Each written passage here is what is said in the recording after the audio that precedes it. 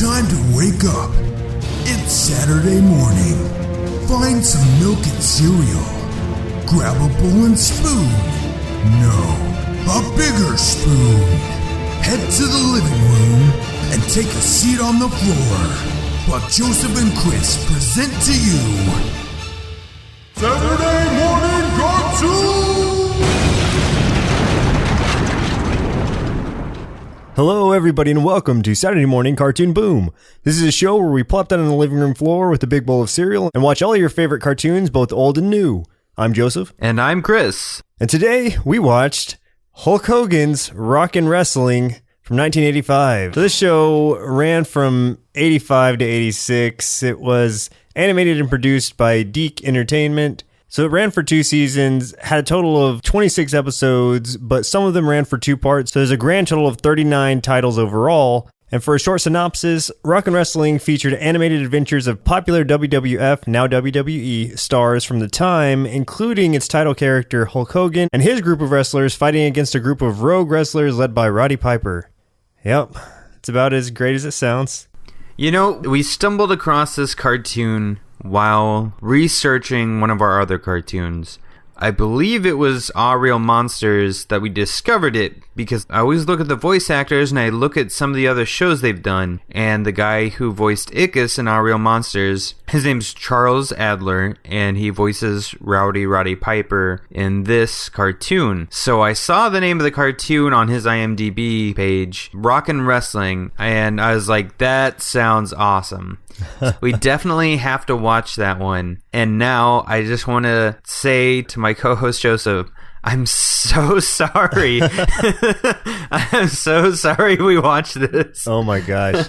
I was as excited about it as you were. In theory, the concept of it's great, I guess, but it was just, it failed on nearly every level. And we'll go into that more as we talk about our episodes, but we can name off a few of the highlighted characters here. I'll just name off the teams because that's basically who it is. So we've got Hulk Hogan's face team, or the good guys, consisting of Junkyard Dog, Captain Lou Albano, Andre the Giant, Wendy Richter, Jimmy Superfly Snuka, Hillbilly Jim, and Tito Santana. And then we have Roddy Piper's heel team, or the bad guys, consisting of Iron Sheik, Nikolai Volkov, the Fabulous Moolah, Big John Studd, and Mr. Fuji. So these were our characters, pretty much all the characters that we see throughout this. It covers a lot of the basic 80s cartoon tropes that you would expect. It's very good versus evil, and good triumphing over evil, especially. In this case, Hulk Hogan being the ultimate good. Here's the best way that I can describe this cartoon. So basically, they took all the popular people from the WWF at the time. They said, let's make a cartoon. We can make it kind of like G.I. Joe in that we can have a lot of representation, you know. So they selected a couple white dudes from WWF, and then they made sure to have someone from each other race. Then they said, but instead of making it about wrestling or making it about combat or anything cool like G.I. Joe, let's make it like Fat Albert kind of gags. Yeah. And just make it really cheesy and corny and have them get into all kinds of shenanigans. So the best way I can describe it is the WWF means G.I. Joe meets Fat Albert. Yeah, that's a really good way to put it, actually. I never tied Fat Albert to it, but now that you say so, it is very dependent on gags and no fighting, really. Absolutely no wrestling that I saw, at least. And the animation style was very similar to the Fat Albert kind of style, too. Like, extremely cartoony. Extremely cartoony, but also very poorly done. So it's like a poor man's Fat Albert. There were several times that even Hulk Hogan, his mustache disappeared a couple times. Just for like a frame, it would be gone. Something they gave Hulk Hogan in this, though, instead of his receding hairline, he actually had a full head of blonde hair. They gave him a lot of hair. Way more hair than he has in real life. He was like Fabio in this cartoon, hair-wise. It was pretty funny. A couple more notable people that I just want to mention. We had another returning veteran from our show. From Teenage Mutant Ninja Turtles, the voice of Shredder, James Avery, was voicing Junkyard Dog. And his voice, I mean, right off the bat, you could tell who it was because he sounded pretty much just like Shredder. But it was Shredder talking jive. Yeah, that's a good way to put it. It had that raspiness to it of Shredder. And I'll get into more about Junkyard Dog once we get into our first episode. And then the other notable person I just want to mention was the voice of Hulk Hogan was Brad Garrett, which most people would know him not so much from voice acting, but more from sitcoms and television acting. Most notably, Everybody Loves Raymond, Till Death. He's known for a lot of those roles. But looking at his IMDb, I was surprised to find that he does a lot of voice acting. He's been doing it since then, and he hasn't stopped. He still does cartoons and does a lot of voices in video games and movies and other things. So I thought that was a pretty cool fact to find out. Yeah, I had no idea that Ray's brother from Everybody Loves Raymond did voice acting at all. So it was interesting to see that, especially because Hulk Hogan doesn't really sound like him either. But he also doesn't sound like Hulk Hogan so much. He sounds kind of like, I guess, a cross between Hulk Hogan and Rodney Dangerfield a little bit. Yeah, I could see that. Yeah, he's a good choice to have as a voice actor, though, because he has a very distinct, very, very deep voice. Just looking at the page, I saw so many things I recognized. He was in Transformers. He was one of the guys from Biker Mice from Mars. Oh. If anyone remembers that show, that was pretty cool. Which we have to watch one day now that you mention it. He still voices tons of cartoon characters. I mean, he's still going. So it was interesting to find that out, and I'm interested to hear more of him in some of the cartoons going forward. Nice. That'll be another name to watch out for from now on. Brad Garrett. Brad Garrett. So here's some tidbits about rock and wrestling. Just a few marshmallows in our cereal bowl of thoughts here. Nice. This show was added to the current WWE network back in April of 2015 and then promptly removed back in July after Hogan was fired from the WWE. So it had a short-lived resurgence. Not that anybody really watched it, I hope. There were these primary vehicles, as with most old cartoons. They had these vehicles that I'm sure if there weren't toys of these, and they were probably going to make toys of these. They had the Hulkmobile, which was just a white Cadillac-looking vehicle. And then Hot Rod was obviously Roddy Piper's car. The junk wagon was Junkyard Dog, or JYD as they call him. It was kind of a tractor looking thing with a shed on it. Yeah, it was just like a wooden shed, doghouse looking thing. Yeah, like I don't know if that was Junkyard Dog's actual home or what was going on there, but I think they were kind of hinting that he might live in that thing, but I'm not sure. Well, then again, later they show them all sleeping in the same, not only the same house, but the same room together. One more thing about the show, tidbit wise, is the actual theme of the show is Hulk Hogan's old entrance theme before the Real American theme came into play.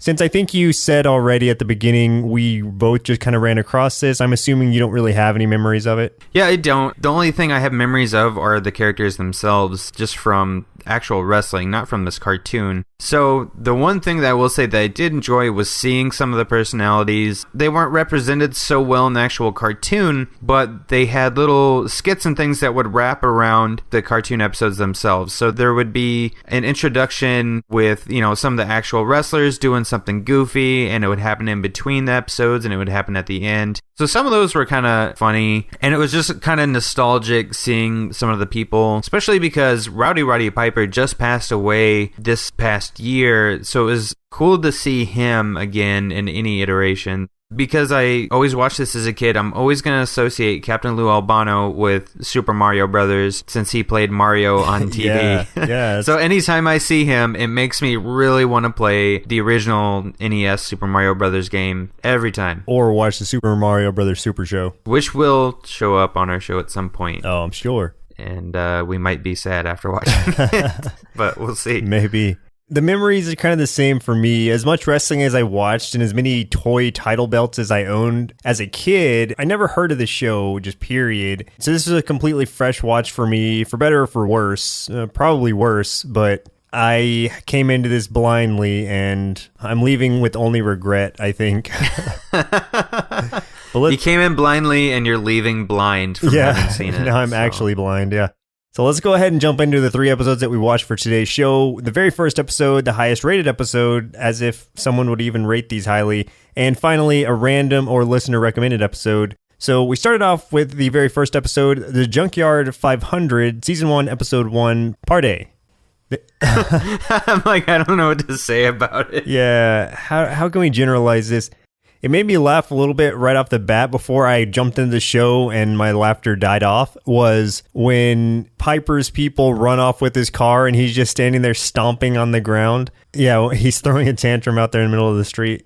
So I was like, all right, this might be funny. And then I was completely disappointed. Then it just went to shit. The Junkyard 500 was basically the plot of this episode started with Junkyard Dog and Tito Santana looking at a newspaper, seeing a casting call for a monster movie, and they really wanted to play the monster. So they drove out there and they couldn't get a part as the monster, but the director guy liked their car, the junk wagon. But then Roddy Piper shows up with his crew and he wants to have the part in the movie and take all the glory. So they decide to settle it with a race. Both teams go back and they're souping up their vehicles to race, and the winner is gonna get the part in the movie where their car gets to be featured in this monster movie. So that's essentially the plot of this episode and where it gets us started. Yeah, what is there really to say about this that you didn't already say? The thing about these episodes where they're so straightforward and there's so little variety or even creativity to them, that you describing the plot just now essentially told that entire episode, right, with the exclusion of dialogue, which is absolutely terrible anyway, so it doesn't need to stay in there. Yeah, the thing that I picked up from this episode that I want to talk about the most was the characters and how they're handled, which was awful. First of all, I will give them one thing, in that I did laugh when they had Andre the Giant lift up the car with one hand. I thought that was kind of funny. I like how they did Andre the Giant as this kind of, not really dumb, but a big brute who is just super nice about everything and might be a little bit naive. Yeah. I enjoyed that. Everyone else, I think, was handled horribly, especially because there is a lot of very racial stereotypes in every character. Junkyard Dog just talked and jived the entire time. Tito Santana literally throughout the entire episode is just saying Arriba like all the time. Yeah. I'm like, really? They've got Volkov just being as stereotypical Russian bad guy as possible, like conniving, not very bright, calling everybody comrade, which I get some of this reflects how some of them acted in the actual WWF. Because, I mean, he did talk like that sometimes, and, you know, some of them were personifying stereotypes, but they kind of pushed it a lot farther with the cartoon. Some of it was really just like nails on a chalkboard to me watching this, and I'm like, man, if this came out right now, people would get so mad. Yeah. Like, they would just rip these people a new one. Yeah, there were those stereotypes, and the actions alone, it was so void of any kind of life. You were comparing it to G.I. Joe that actually had these adventures and things actually happened, but even this whole adventure, like, nothing took place. It was just like... Right. It was all just to push the plot, everything. And of course, I mean, yeah, that's how it has to happen, especially in very short episodes like this. But an example would be when they drive up to the gate of the movie studio, the security guard's like, you can't come in here, there's a movie shooting. And then Junkyard Dog's just like, I'm going to be a star. And then the guard's just like, I see no problem with this, and just lets him in. Like, it's literally his line. Oh, I see no problem with this. Yeah. There's no reason to it, nothing. And then he just drives straight through, and he doesn't even give him time to lift the gate. He just drives straight through it, breaks it off. It's basically that throughout the entire episode. It was pretty much like they set up this plot to happen, but I feel like the writers were like, okay, here's the plot. This plot only lasts about 60 seconds, so let's see how many gags we can throw in with this racing theme. And that's exactly how this episode came about. Did you see the part where the guy got thrown into the dumpster?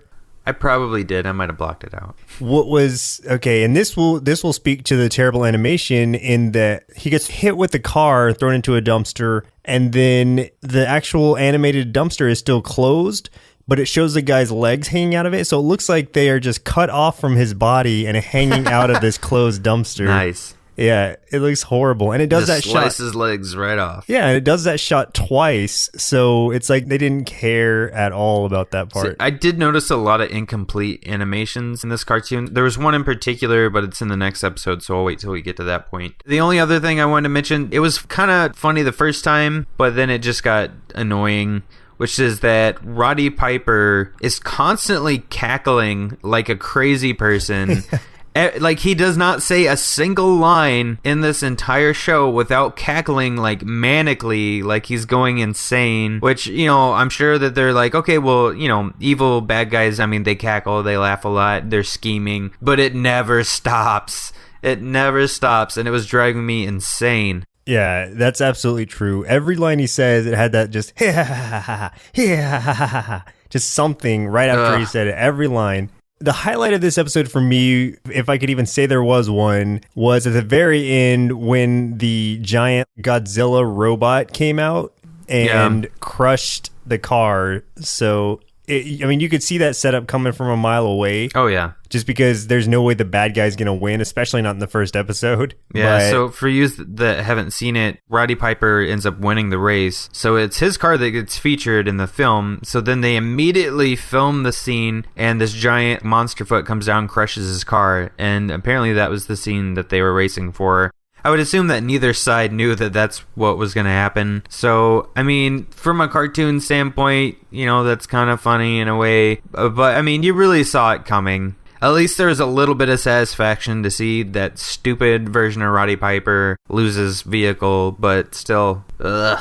Yeah, I think is enough to say about the first episode. We can move on to the next one, which was Big Top Boobs, Season 2, Episode 17, Part B.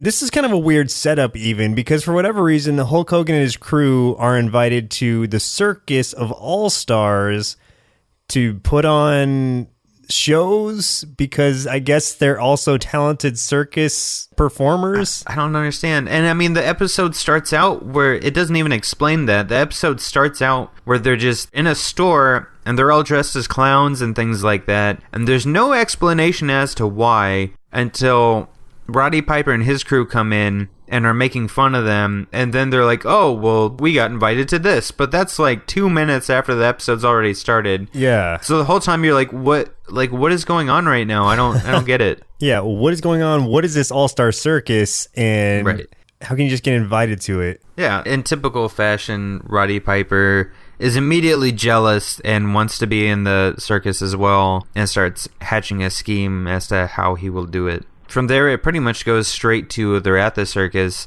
and it looks like Piper and his crew had tried to infiltrate and it didn't work, and they're being kicked out of a circus tent.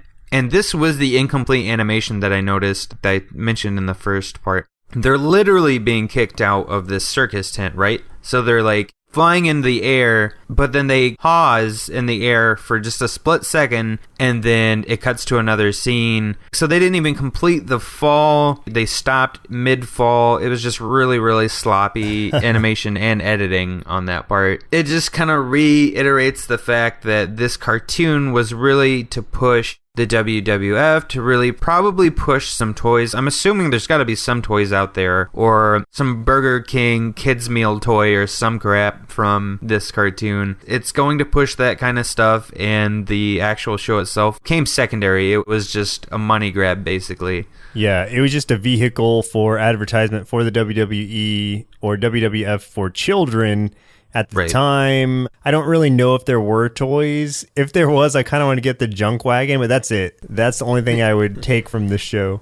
You know, that just reminded me of something also that doesn't make sense about this cartoon. But, I mean, this happens in a lot of cartoons, but it's just even stranger in this one. Because we were talking about them changing clothes as, like, clowns and things like that. But when they're not doing that, when they're just in their regular clothes, I mean, they're wearing, like, their wrestling outfits. Pretty much at all times, they're always wearing spandex, or like Junkyard Dog's always walking around with no shirt, but he's got like a chain around his neck and stuff. Yeah. And like nobody really seems to notice or think this is strange behavior, because everyone else in this world is dressed like a normal person. But no matter what they're doing, if they're just walking down the street, if they're going out to dinner, if they are going to wrestling or whatever, they're always wearing the wrestling gear no matter what.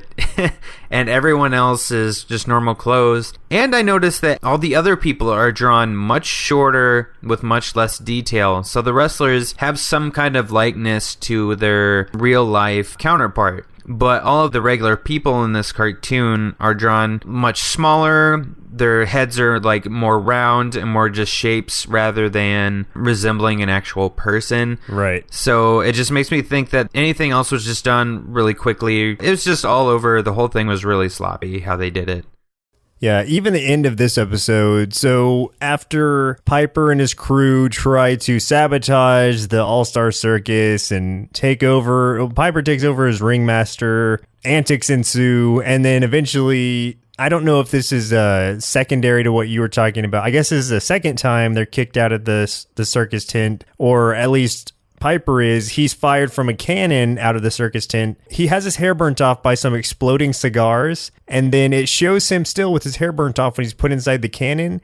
But when he's fired out of the cannon, he has that full head of hair back. So what bothered me about it was it's fine that they can grow their hair back. It happens in cartoons all the time. But if you're going to do that, do it before he's even put back into the cannon, because then it wouldn't seem like it's going to be something that continues on. Right. And instead, they just mess it up, shoot him out of the cannon, episode's over. This one was the highest rated episode. Yeah, okay, so about that.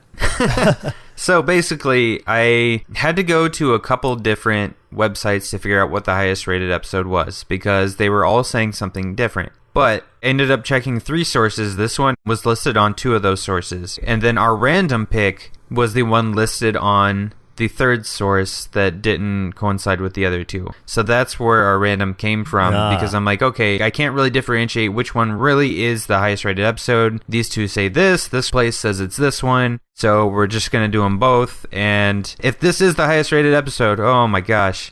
Yeah. Oh my gosh, why why did they make this cartoon? Seriously, I can't even imagine the other episodes if this was the highest rated one. So there was one thing that I found that I did like. It was one gag that they continued through this cartoon that I did appreciate, and it's that Captain Lou Albano is constantly eating food. Like, just never stops. He's always eating, and I think that's kind of funny. I enjoy those characters. It's a gag that I'll always enjoy. It's a very Scooby-Doo and Shaggy thing to do. Right. And it just makes his character more enjoyable.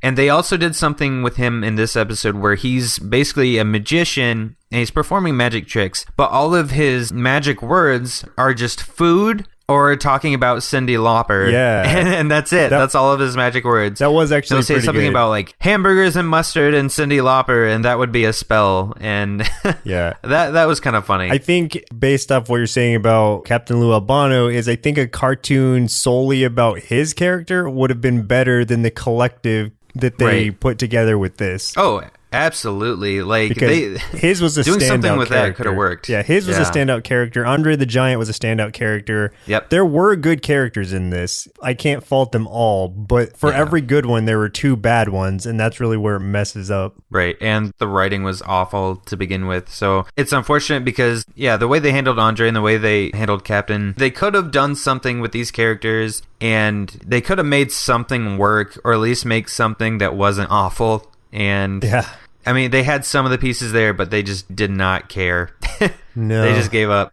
Well, let's move on to the final episode that we reviewed, which was the random pick. And as you said, was chosen because it was one of the highest rated episodes, right under Big Top Boobs. But I like this one better than I did that one. I mean, it's not that much better, but it is a little bit better, and I'll go into that. But this was season 1. This was actually episode 2, and it was a full episode. It wasn't a 2-parter. The Four-Legged Pickpocket. I think the reason that this one might have been a little better is because this one had somewhat of a plot to it. Yeah, whereas the other ones rushed. were literally... Yeah, the other ones were literally gag after gag after gag and had no cohesiveness. This one actually had somewhat of a story that you're kind of following along with. And it's also the first one. In the other 2 episodes we watched, even though Hulk Hogan is the title character, he really didn't do anything in either of the 2 episodes we watched. He was hardly even in the first one, which was the very first episode of the show. He's barely even part of it. And then in the Big Top Boobs episode... He did lift up a lion. There was that. He lifted up a lion, but literally, I mean, that's pretty much it for his character in that one.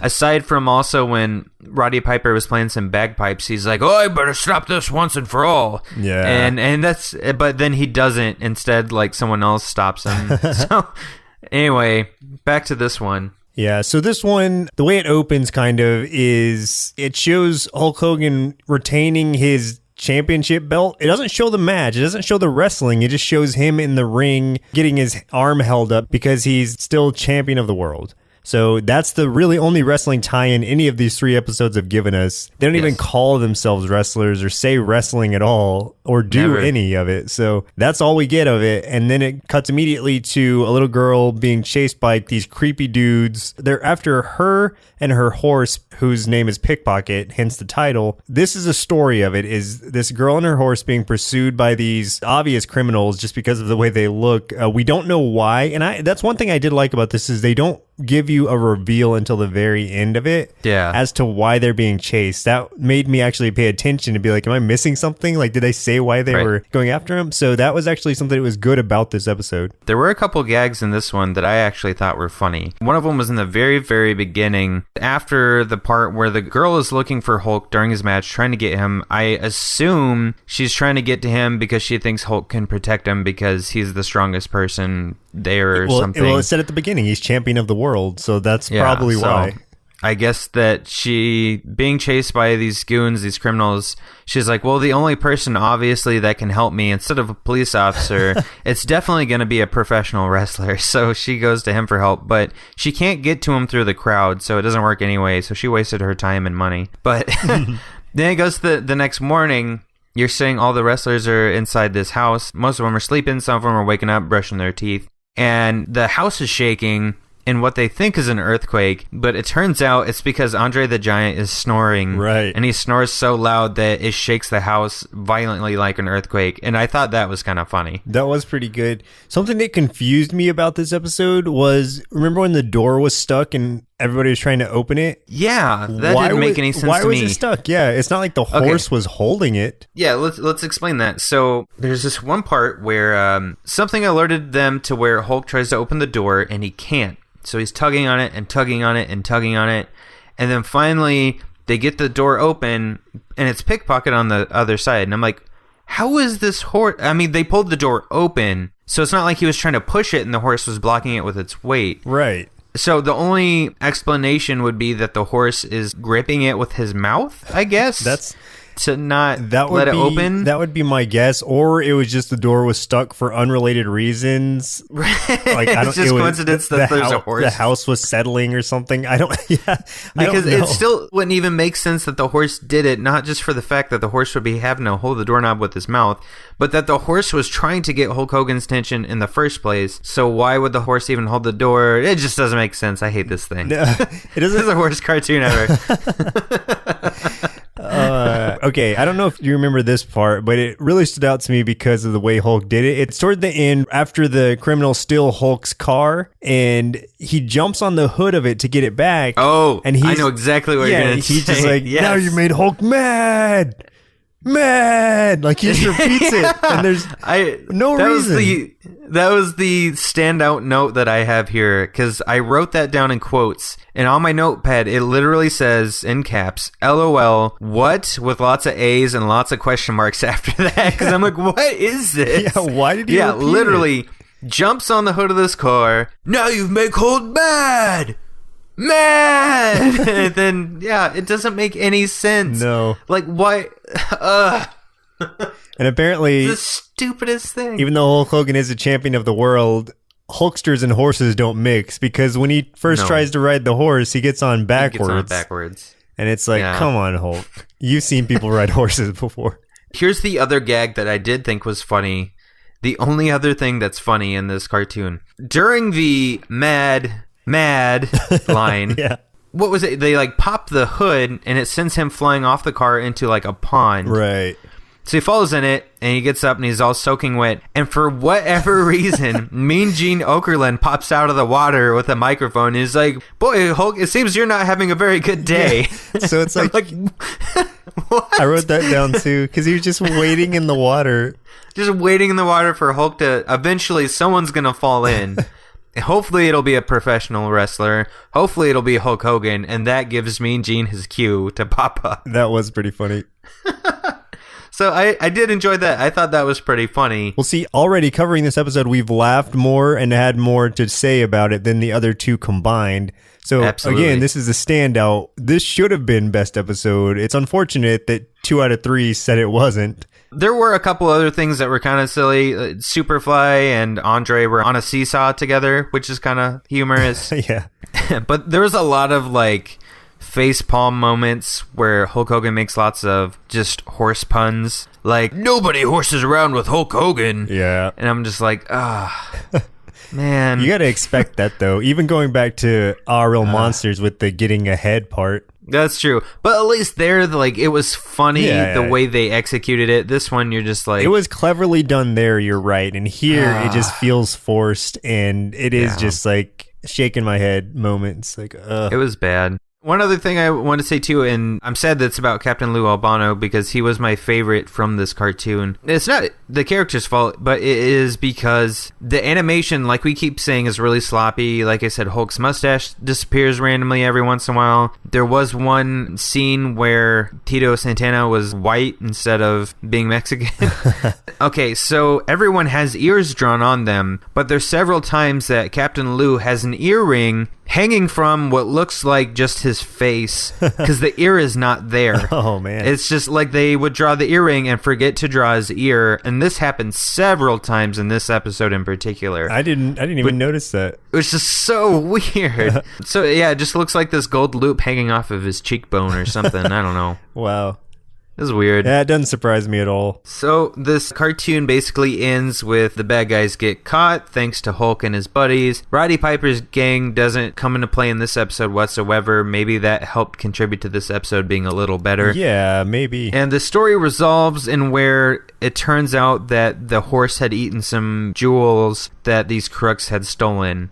So they're trying to get the horse to get the jewels back. And that was actually an interesting story. It was an interesting plot, even with the cheesiness around it and the bad jokes. I think that was actually a good plot to have. Yeah, I think it was better because this episode actually had a plot. Yeah, whereas the others really were just awful and not thought through. And yeah, it wasn't just good versus evil. There was something to it, and the addition of these extra characters really helped it.